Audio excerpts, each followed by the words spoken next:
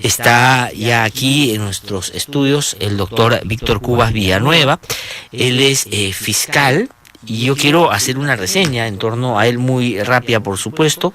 Ahora entiendo que es parte del gabinete de asesores del fiscal de la Nación, Pablo Sánchez, el que preside o digamos coordina a los asesores del actual fiscal de la Nación, pero antes también ha sido fiscal supremo, digamos, encargado, producto de que había, por supuesto, en la Fiscalía Suprema espacio y le dieron la confianza a él de participar en esta instancia, pero antes fue fiscal vinculado a los temas relacionados a derechos humanos y tuvo una participación muy importante justamente en la época de Fujimori, en casos que después terminaron siendo no solo emblemáticos en materia de derechos humanos, sino casos por los cuales Alberto Fujimori terminó en la situación que está, es decir, condenado por el caso Cantuta Barrios Alto. Así que él tiene una participación y una trayectoria muy importante en este tema.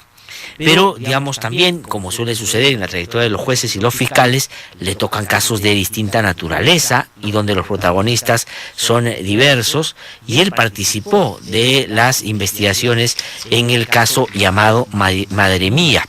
Yo hace un rato reseñé un poco lo que la República hoy día publica y lo que ayer nos contaba también César San Martín aquí en el programa. Fueron varios los magistrados que participaron en este caso. Él dijo, ojo, no en la lógica de que como van a investigar a mí, que investiguen a todos, no, sino diciendo que hubo una pluralidad de opiniones en este proceso y por lo tanto había que sopesar y ver si se hizo bien o no la cosa. Doctor Víctor Cubas, gusto saludarlo, muy buenos días. Para mí es el gusto, Glaser, muy buenos días. Gracias por haber venido esta mañana a conversar con nosotros. Cuéntele a nuestros oyentes, por favor, cuál fue el nivel de participación que usted tuvo en el caso Madre Mía, porque pues sí quiero entrar un poco a conversar y a desarrollar, digamos, el trabajo concreto que usted desarrolló y si es que era posible o no que este caso tuviera un desenlace distinto, como parece va a tener ahora que se conocen algunos dichos a través de audios de personas que participaron de compra de testigos. ¿Cómo le tocó el caso? ¿Cómo llegó a usted el caso? ¿Y qué había en el caso? Y entremos a hablar del mismo, por supuesto. Muy bien. Lo ubicamos en el contexto. Sí. Yo reingreso al Ministerio Público como consecuencia de un acuerdo de solución amistosa en mayo del 2007. Y la fiscal de la Nación de entonces, la doctora Adelaida Bolívar, dispone que me haga cargo de la primera Fiscalía Superior Penal Nacional y además me encarga la coordinación de las fiscalías que conforman este subsistema y que eran 3 fiscalías superiores y un conjunto de fiscalías penales supraprovinciales en Lima, Huancavelica, Ayacucho, Huánuco y Huancayo. Ya, ¿y esas fiscalías qué tipo de casos veían? ¿Casos vinculados a derechos humanos? Casos vinculados a la investigación de casos de violación de derechos humanos y la investigación y el juzgamiento de los casos de terrorismo. De acuerdo. Y entonces usted entra ahí, le dan una fiscalía, pero además le dan la coordinación de todo ese sistema. De acuerdo. Entonces combinaba la coordinación con casos concretos. Ya. Exactamente. Como ejerzo las funciones de fiscal superior, de conformidad con lo dispuesto en el Código de Procedimientos Penales, que es el vigente en Lima hasta el momento inclusive, me corresponde emitir dictamen, ¿no?, en relación a los procesos en los que ha terminado la etapa de instrucción o de investigación judicial. Ya, o sea, ya cuando usted llegó, este caso había comenzado, ya lo había visto un fiscal antes y lo había visto un juez. Exactamente. ¿Cierto? Y usted se encuentra ya con eso en la fiscalía. ¿Qué decían ese fiscal y ese juez? Cuando llega el expediente, ya es un expediente que ha sido tramitado primero por el fiscal de Tocache, por un tiempo, por unos meses. Después él ha formalizado denuncia y esta denuncia ha llegado a un juzgado de la Sala Penal Nacional. Ya, de acuerdo. Y este juzgado hace un conjunto de actos de investigación, amplía los plazos de investigación en varias oportunidades y finalmente da por concluida la investigación y nosotros tenemos que emitir dictamen. Ya, de acuerdo, paremos ahí entonces. Hay un fiscal en Tocache, y esto hace sentido porque los hechos se produjeron en Madre Mía y esa era la jurisdicción. Ahí el fiscal lo que dice es: yo denuncio, acá hay elementos desde mi punto de vista razonables para que un juez también vea esto, disponga las diligencias que vea convenientes y dé su opinión. Ya, y usted llega cuando... ¿Qué pasa? El juez dice que ha concluido la investigación judicial y eleva el expediente. Pero hay que hacer una aclaración. La denuncia por estos hechos de desaparición forzada y de asesinato en agravio de las dos personas, los esposos, y del hermano de la señora, no empiezan solo contra una persona, sino empiezan contra 8 personas, que son todos los jefes y oficiales militares que forman el comando de esa base militar. El fiscal provincial, cuando formaliza denuncia, solo denuncia a Ollanta Humala y dice que se reserva el derecho de denunciar a los otros 7 jefes y oficiales del ejército porque no tiene pruebas para denunciarlo. Ya, pero sobre Ollanta Humala, ¿qué tenía? Sobre Ollanta Humala dice, según su criterio, que hay suficientes elementos probatorios y formaliza la denuncia. Ya, ¿y el juez qué dice? El juez, sin decirlo, comparte este criterio, abre instrucción solo contra una persona y sigue el proceso judicial hasta su conclusión en la etapa de instrucción. Ya, de acuerdo, y ahí le llega a usted para opinión. Ahí llega a nosotros. Ya, ¿qué cosa leía usted? ¿Este juez dispone alguna otra investigación? Él amplía el tiempo de la investigación. Él ha ampliado en... ¿Cuánto tiempo? Este proceso tiene en total 4 ampliaciones. Ya, de acuerdo. 4 ampliaciones. Una es la que pide ese juez. Ya ha durado desde su inicio en el año 2006. Ajá. Hasta el año 2009, en que llega a la Fiscalía Superior para emitir dictamen. Ya, este juez entonces pide que se amplíe la investigación. ¿Por qué periodo? Y en ese periodo se logra identificar algún elemento adicional que apunte a la responsabilidad de Ollanta Humala, que era el único ya en ese momento investigado. Se practican un conjunto de actos de investigación, nuevas declaraciones, reconstrucción de los hechos, reconocimiento en los lugares donde se habrían producido los hechos, un conjunto de actos de investigación.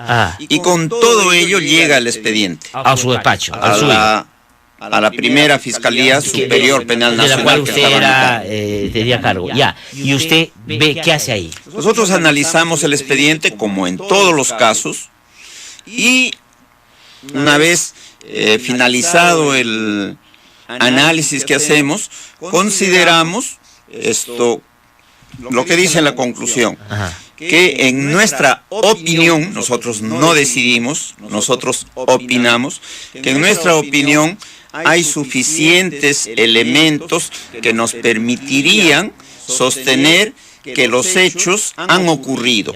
Es decir, que el 17 de junio de 1992, miembros del ejército habrían concurrido al domicilio de los agraviados, los habrían privado arbitrariamente de su libertad, los habrían, todo en condicional, trasladado hasta la base militar de Madre Mía, donde habrían permanecido 5 días privados de su libertad, sometidos a tratos humillantes, privados de alimentos, y que el 22 igualmente los habrían trasladado hasta un lugar desolado, conocido en ese entonces como el Matadero, y que allí habrían ocurrido los hechos. De acuerdo.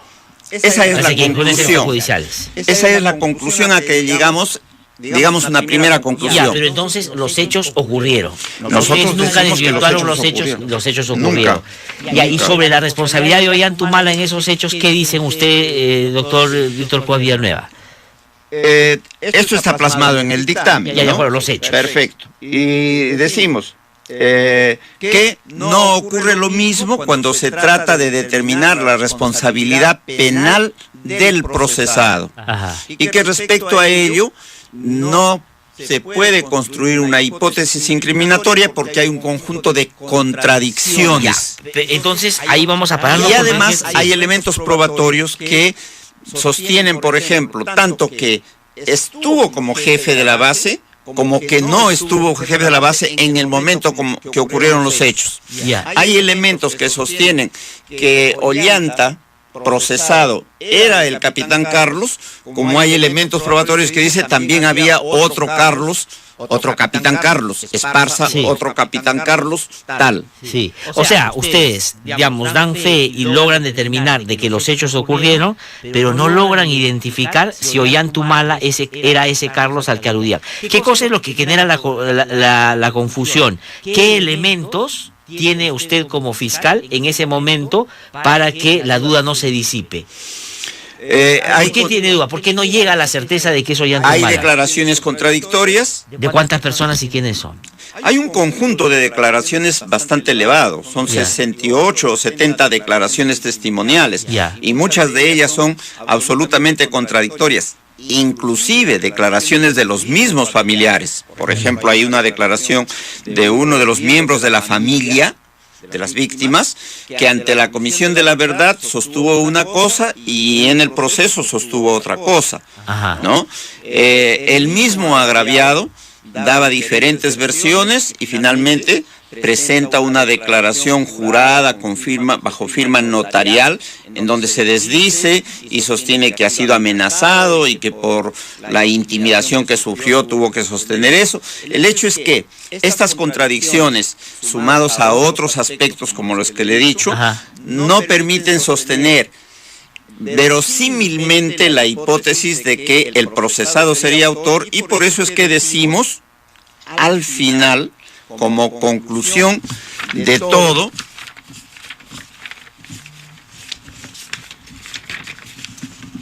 o sea, decimos, por las consideraciones expuestas, la Fiscalía opina que no hay mérito para pasar a juicio oral contra Humala Tazo por los delitos de desaparición forzada y asesinato en agravio de Natividad, de Benigno, y por los mismos delitos en grado de tentativa en agravio de Jorge Ávila. Y solicitamos, de conformidad con el artículo 221 del Código Procesal Penal, el archivo provisional de la instrucción. No hemos solicitado, un archivo definitivo, y además no podría haber ocurrido ello porque la ley es clara. Cuando no se determina quién es el autor del delito, el archivo tiene que ser provisional. Claro, porque los hechos sí se han logrado comprobar, pero sin embargo no se sabe quiénes son los responsables. Para identificar quién era en ese momento el capitán Carlos y si Ollantumala era el que hoy con más claridad se sabe que era, ¿no es cierto? Porque hay más testimonios.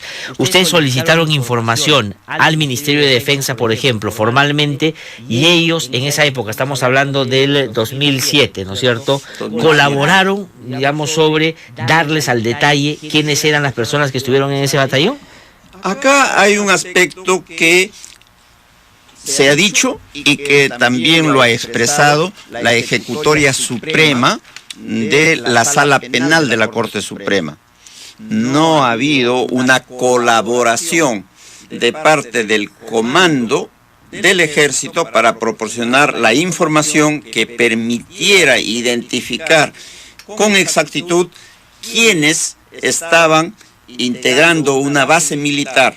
Y esto no ha ocurrido en este solo proceso, en ese caso, sino digamos en muchos procesos. En la generalidad de procesos, y es una de las causas por las cuales las investigaciones demoran un tiempo muy largo. No, y me consta a mí porque en algunos otros casos inclusive han denunciado al Ministerio de Defensa, ¿no? Porque reiteradamente se han negado a dar esta información. Podríamos entonces decir que en esta parte, doctor Víctor Cubas Villanueva, cuando le tocó ver el caso Madre Mía, entre las contradicciones de los testimoniantes, de los que dieron su testimonio, más, digamos, la demora o la falta de colaboración del sector defensa o del Comando Conjunto de las Fuerzas Armadas, del Ejército, por dar información, el sector defensa, fueron, digamos, los motivos por los cuales no se llegó a determinar que era Ollantumala el capitán Carlos. En general, ha habido una falta de información y sigue habiendo hasta ahora para poder avanzar el trámite de los procesos por violación de derechos humanos. Las investigaciones se han realizado, se ha determinado que los hechos ocurrieron. En casos de ejecuciones extrajudiciales y de desaparición forzada se han encontrado los restos después de las investigaciones, se han ubicado los restos de entierro clandestino, pero cuando se ha ido a la parte de determinar responsabilidades, no ha habido una información fluida y suficiente que permita digamos, corroborar e identificar claramente quiénes estuvieron involucrados o circunstancial o temporalmente participaron de esas presuntas acciones en contra de los derechos humanos. Claro, pero entonces, lo que quiero decir es, usted ve el caso, hay contradicción entre, se hicieron algunas diligencias, por ejemplo, de ir a la zona y buscar en la zona donde los testigos decían estaban enterradas las personas, ¿se hicieron esas diligencias? Sí, inclusive se han hecho diligencias con personal de peritos, antropólogos forenses, de ubicar los lugares donde se dice podrían haber estado enterrados los restos, no se ha ubicado. El personal del juzgado se ha movilizado hasta la zona, ha recibido allí testimonios, también los ha recibido en Lima. Ha habido una investigación dentro de las posibilidades que permitían las investigaciones de violación de derechos humanos. Ahora, pero en el caso de las violaciones a los derechos humanos, doctor Cubas Villanueva, y usted lo conoce porque ha sido el fiscal en varios casos importantes, mencioné el caso Cantuta, por ejemplo, tan emblemático en esta materia, es verdad que es muy difícil tener elementos probatorios que en sí mismo puedan demostrar la responsabilidad de alguien. Lo que hay que hacer es construir el caso en base a elementos indiciarios, a temas de estuvo en la zona, tenía capacidad de mando, estuvo bajo el control, es decir, hay una serie de cosas que hay que tener en cuenta. No es como cuando es un delito, digamos, común, de otra naturaleza, donde digamos, las pruebas son más directas, más específicas. Aquí, haciendo un balance de todo lo que en ese momento tenía, no había la posibilidad de poder imputarle nada a Ollantumala sobre estos hechos. En las condiciones en que se elevó el expediente con el resultado de las diligencias practicadas hasta ese momento, dentro de todo el tiempo, con los plazos de ampliación, no. Y esa es la opinión nuestra. Ahora, y usted se la traslada a la Sala Penal Nacional, a una sala. Exactamente. La opinión que emite un fiscal está sujeta a control de legalidad por la sala. Es un juez colegiado. Le hemos trasladado a la sala y la sala tiene no una, sino varias posibilidades de pronunciarse. La sala puede, frente a un requerimiento de archivo de las investigaciones, cuando se sostiene que no se ha identificado plenamente al autor, disponer una ampliación de investigaciones. En el supuesto que haya encontrado que ha habido unas deficiencias en la investigación y que es necesario practicar determinados actos de investigación adicionales. Puede discrepar con el fiscal y forzar la acusación elevando al fiscal supremo. De acuerdo, para que y esto no ocurrió. Ajá. O puede coincidir con el fiscal en cuanto a la argumentación que se ha hecho y dictar el auto de lo que constituye el auto de sobreseimiento. ¿Qué es lo que pasó? ¿Qué es lo que pasó? Ya, ahora, pero digamos, también, y usted, digamos, que trabaja esos temas lo sabe perfectamente, y ayer César San Martín, que conversó con nosotros, también lo dijo en la conversación que sostuvimos, es lo siguiente. Él lo dice cuando le llegó a la Sala Suprema, por supuesto. Dice que el principio básico es, si el Ministerio Público, el fiscal, es el que persigue el delito, ¿no es cierto?, y defiende a la legalidad y defiende a la sociedad, yo no puedo ser más papista que el Papa. Si me dicen que no hay caso para la Fiscalía, o sea, no hay una acusación, ¿cómo yo voy a ir más allá de eso si no encuentro mayores elementos? No es así, porque entonces en la práctica, en términos concretos, cuando usted da una opinión del archivo no definitivo, ¿no es cierto?, la sala se ve también, sí tiene las tres alternativas, pero por lo general, si el fiscal no acusa, la sala bien difícil, o hay algunas o muchas experiencias donde la sala pide que se vayan en contra de la opinión del fiscal. Hay indudablemente. Pero son excepcionales, ¿no? No tan excepcionales. Hay muchos casos en que la sala discrepa ¿De con derechos el fiscal. humanos? No, en No, pues general. el que derechos humanos es particularmente complejo. O sea, en otros casos sí, claro, pero en estos casos es muy difícil. Debe haber algunos casos en que ha habido discrepancia de la sala pero y pocos. ha dispuesto una ampliación o ha forzado la acusación elevando. Lo que se refiere el doctor San Martín está perfectamente previsto en la ley y respaldado por pronunciamientos del Tribunal Y Constitucional. de la Corte Suprema, y él pone mucha legislación española también en torno al tema. Es decir, él en su argumentación dice eso. Sí. O sea, digamos que al haber el Ministerio Público en doble opinión, además, porque después va al fiscal supremo, que es el doctor Pablo Sánchez, que hoy es fiscal de la Nación, entonces él no podía ir más allá de ese argumento. Entonces la sala, cuando recibe el caso y está supedido a que no hay elementos para iniciar un juicio, convalida lo que usted dice. Exactamente. ¿Se discute eso en la sala? Indudablemente que se ha discutido. Pero la defensa de las víctimas ahí también plantea una serie de cosas para que eso no suceda, porque ellos son los que plantean la nulidad, ¿no es cierto? La sala emite su dictamen previo un análisis, su decisión, sí, el auto de archivo, esto luego de hacer un análisis de todo el material que hay, de revisar minuciosamente y lo expone en su resolución. ¿Y cuál es la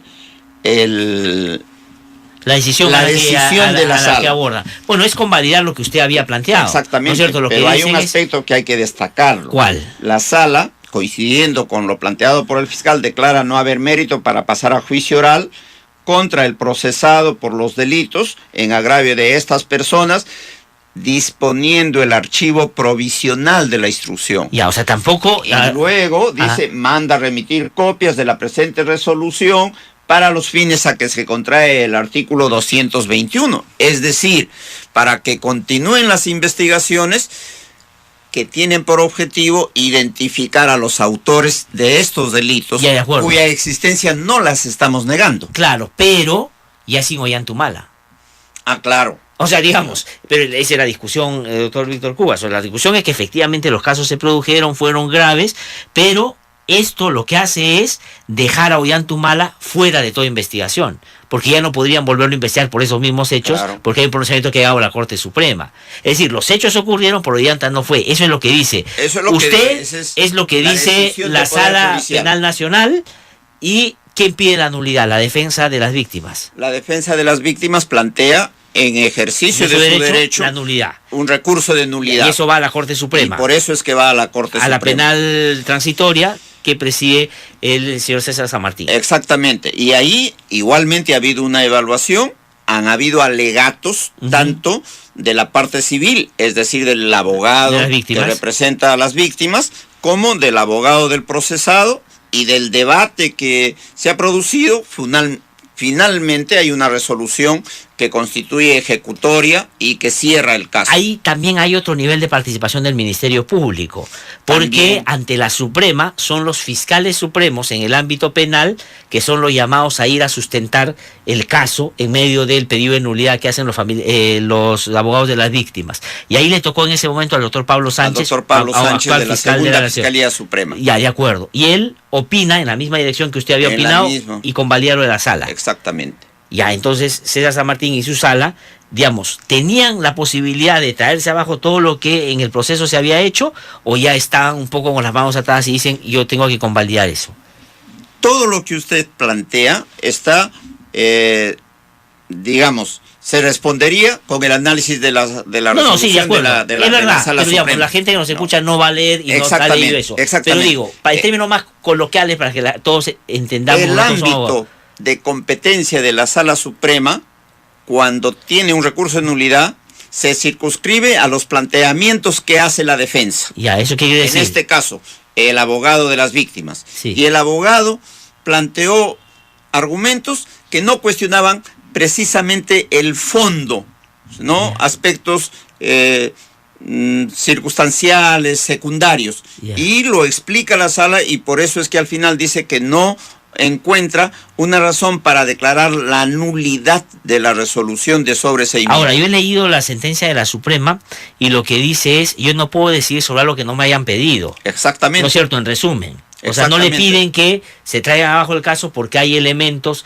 que apuntan a la responsabilidad de Ollanta Humala, sino asuntos de qué tipo, más formales. Más formales, evidentemente, más Ya. formales. Y los argumentos que plantea la defensa no, por ejemplo, cuestionan la actividad probatoria. Ajá.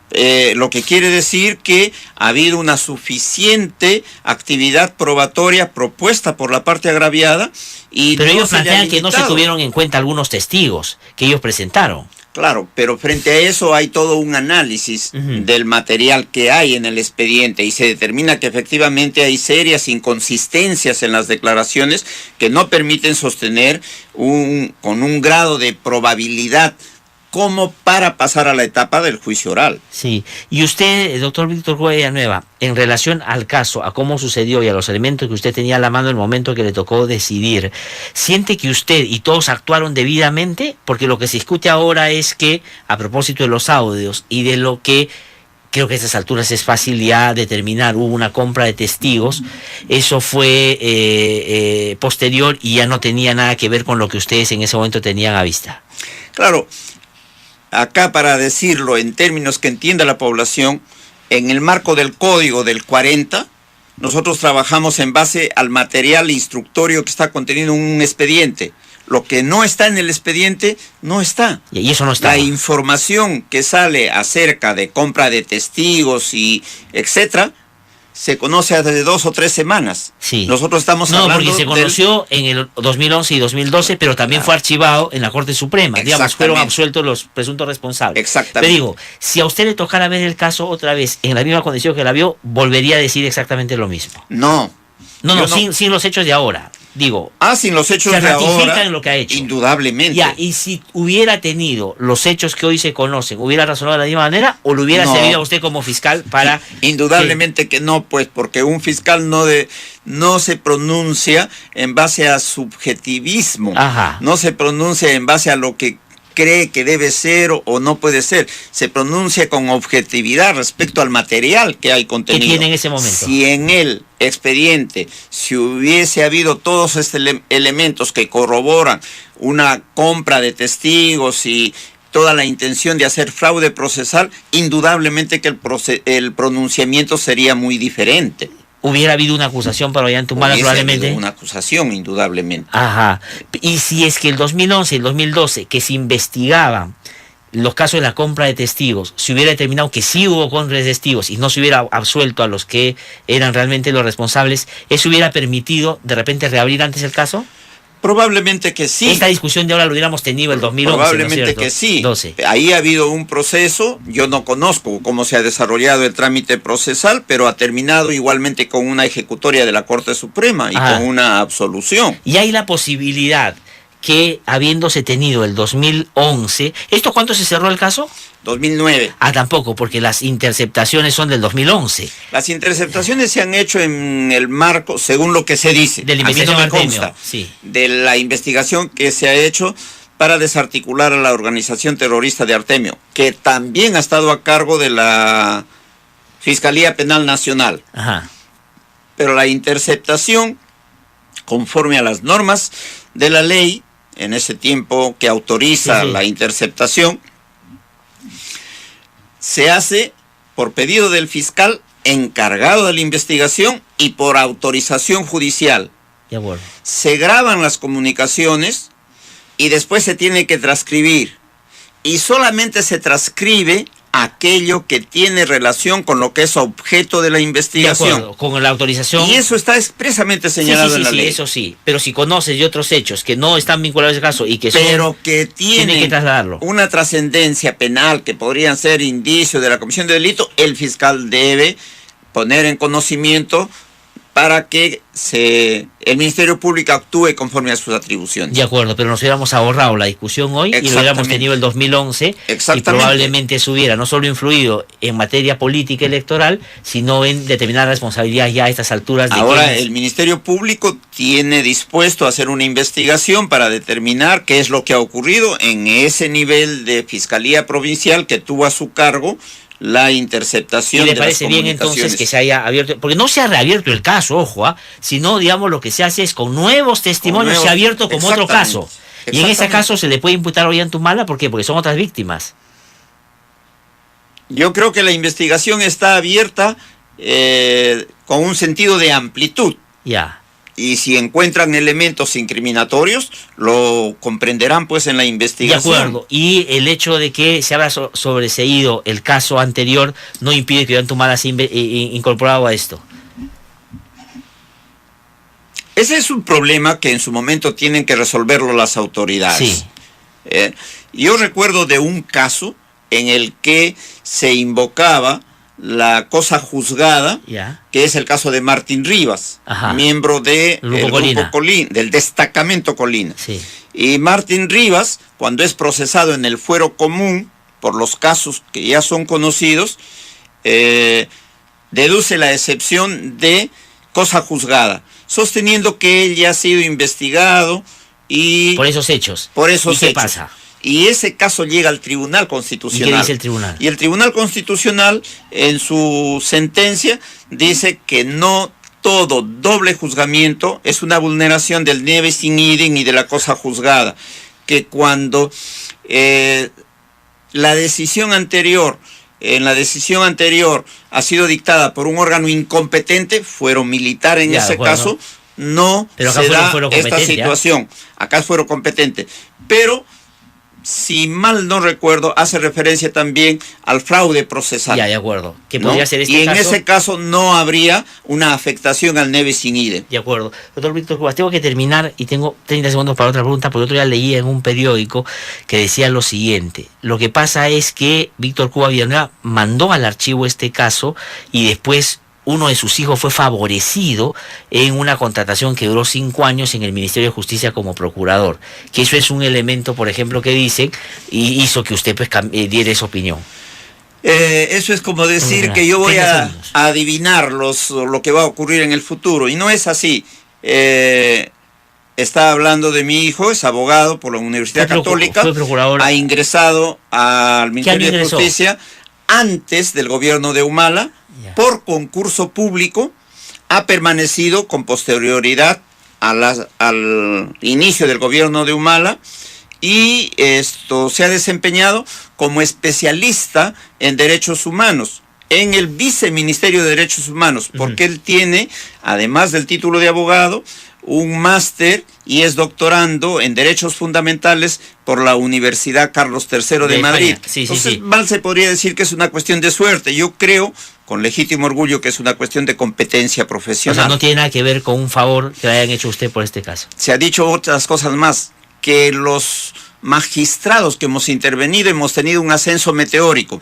Yo era fiscal provincial, superior desde 1994. El doctor Sánchez es fiscal supremo desde el 2004 o 2005. El doctor San Martín es supremo antes inclusive.